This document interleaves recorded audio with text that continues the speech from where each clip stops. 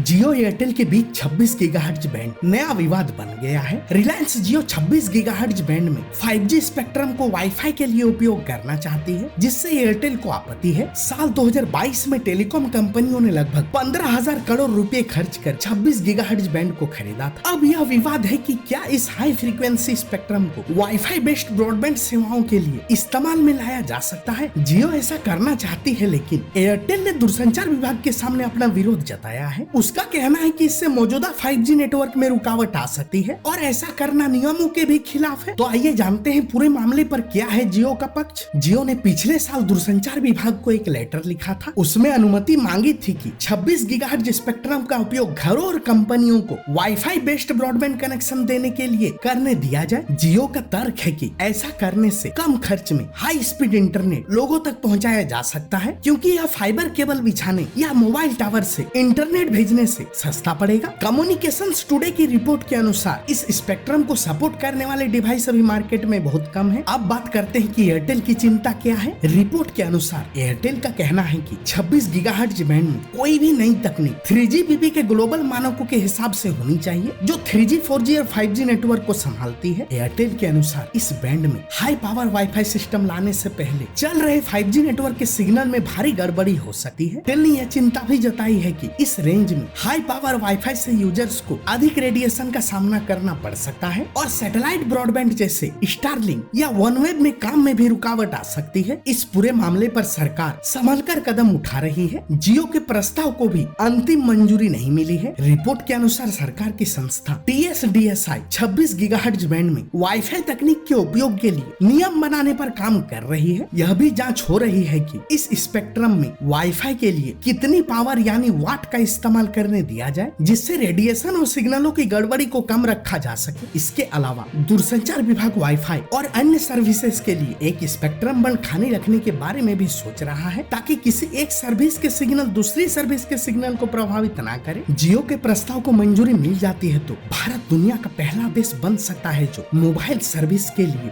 बेचे गए 5G band को वाईफाई के लिए उपयोग करेगा। अभी भारत में वाईफाई को 2.4 गीगाहर्ट्ज, 5 गीगाहर्ट्ज या लोअर 6 गीगाहर्ट्ज जैसे फ्री बैंड पर चलाया जाता है।